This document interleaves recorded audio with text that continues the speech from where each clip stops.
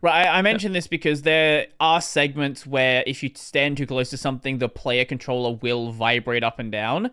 Um, so if that can happen, obvious. My guess would be there's possibly ways that it objects would vibrate in a way where they clip into something and things go very badly. It's probably not something which most people would run into, from what I can tell, but it's one of those things where there's very possibly cases which were missed, which someone will, if there is a way to do it, someone will find it. Yes, 100%. We had one of our fellow developers from our last project who we gave the game to test. We just wanted him to play the game just to see, if he would do it. Mm-hmm. He decided to not do that and to do the developer thing. Instead, he literally tried to break and did break a lot of stuff. Mm-hmm. Mm-hmm. Whereas, okay, which is good because we needed to find out, but also like, you know what you're meant to be doing, and you're actively not doing it to spite us because we can hear you chuckling while you're doing it. Right. Like, I'm glad we found out, but also just open the door. Mm-hmm. Yeah. Like, yeah. Hey, we learnt that you could shoot yourself up into the ceiling. Yeah, that was when true. you were using a door. Mm-hmm. Mm-hmm. Yeah. Is that doors closing? Is that what was that? Yeah. Yeah. Well. Yeah. Just a little bit of like history, I guess, on that door problem. The reason why we are not making you open any doors in our new game is because people forget how to use doors in VR. Mm-hmm. And doors in games in general. We discovered like there's full like developer rants online about like, I don't know what people's problem are. You walk up to it, you either press E or you grab the handle or you push it open. Like it's like the D&D problem where like, oh, there's a door that's closed. How do I bust into it or break it open? It's like, nope, it's just unlocked. Like it's not a puzzle. You just put your hand on the handle and you open it up. But yeah, because it was causing so many issues in Nightlight. Yeah, in this we opted for like, hey, how do we design around that? Hand scanner, automatic doors. Yeah. And we haven't had an issue yet, which is good. Yep. So, it's a very pleasant thing to not have to worry about. Yeah, if you give players the ability to put something in the way of a door, clip into get too close to a door as it's moving, whether it's opening or closing, people are going to find a way to break things. Yep. When I was playing Kazan earlier today, it wasn't a door, it was another bit of terrain. I don't even know how it happened. I fell off this ledge, and they have these like fold out like screens, and if you land on them in a very specific way, you just bounce into the air. The game doesn't even have a jump button. I don't know why. It's brilliant. It's actually intentional. It's crazy. And then with the door problem, if you have doors that will automatically close, that means you can push colliders through walls potentially. Especially if they don't stop for anything, they will just keep trying to push. We've not, at least to my knowledge, we don't really have anything big or important that you can kind of leave in a doorway for that to happen. Because like any sort of important room that you enter, it kind of locks behind you and keeps you in there. Right. But like, I had to mitigate issues surrounding this issue. So like in that room where you're doing the electrical puzzle with the circuit boards, there's a giant generator off to your left, which has a space between the top of the generator, the roof. So we were just playing around, and I grabbed the chip, and I just went like that, and it landed up there. I'm like,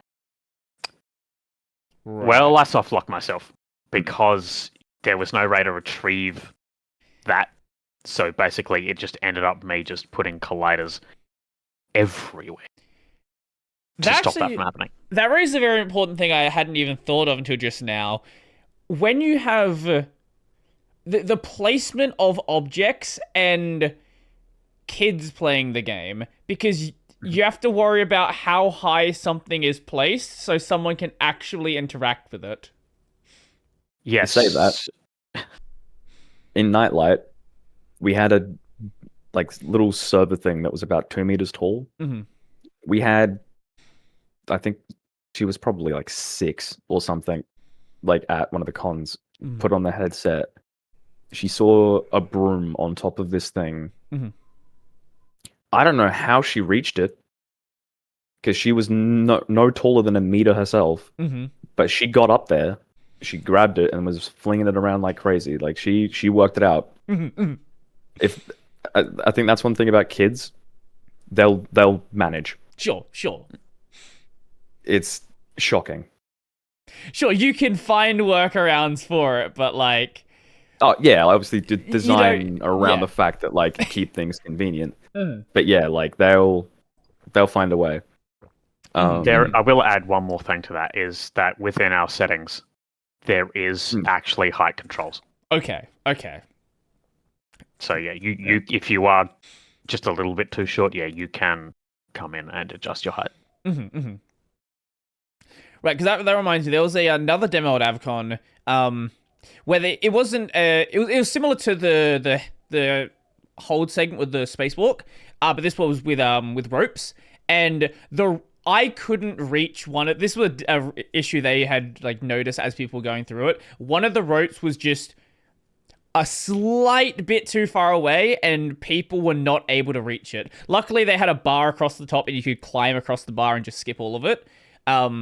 But it's one of those things where if you design it around yourself and you happen to be someone who's a bit taller, has a bit of a larger wingspan, you might not realize that until you actually playtest it with someone who, is not as tall, doesn't have arms as long as you, and you realize, especially arm length. Arm length's one, you can deal with the height, but arm length is one where you actually kind of have unless you increase grab distance, you kind of don't have a way to fix it as easily. Yeah, something we've talked about numerous times.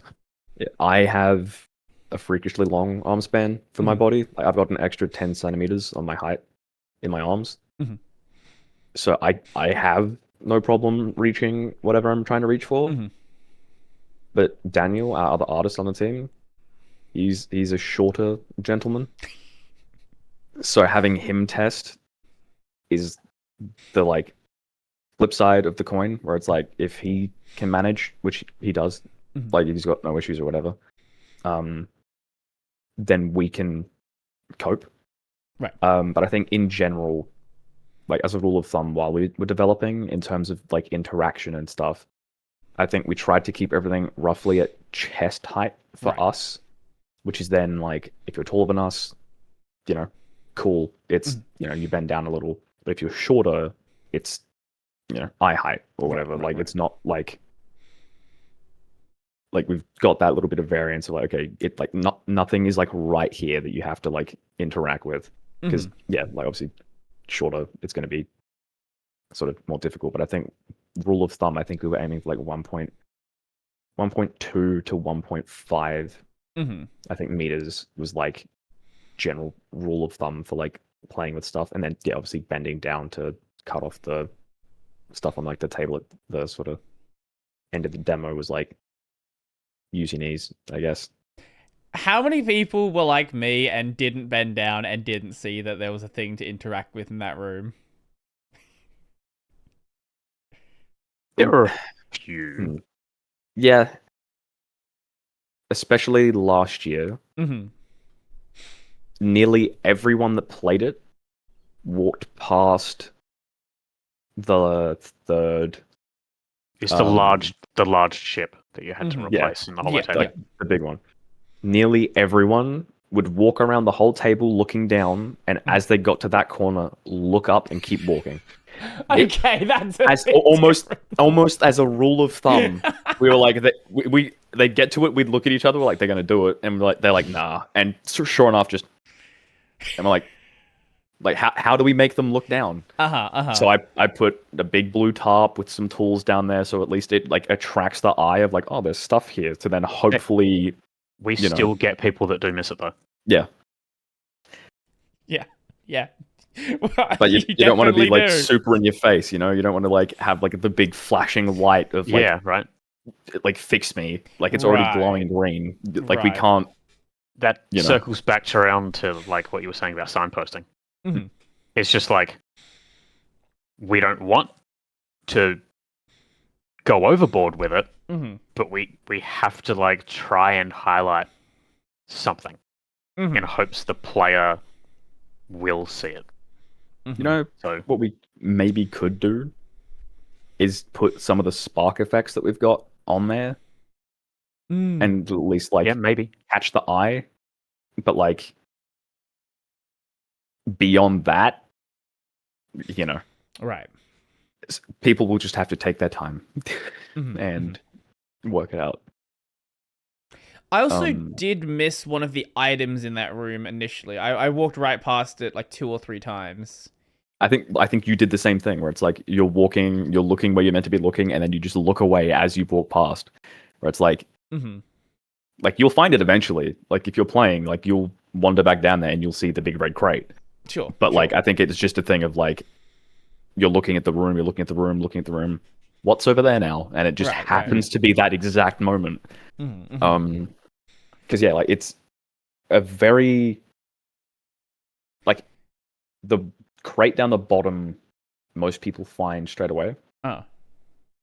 The one to the side, that's less people find straight away. But other people will find the one on the side and not the one down the bottom. So yeah, like the one on the side is if you go down that way to begin with, because it's right in front of you, it's, you know, fairly easy to see. But if you go down, grab the one that's in the lower section, and then keep on going around it, the crate is like it's right next to one of the consoles. So you could easily just keep on walking and not see it.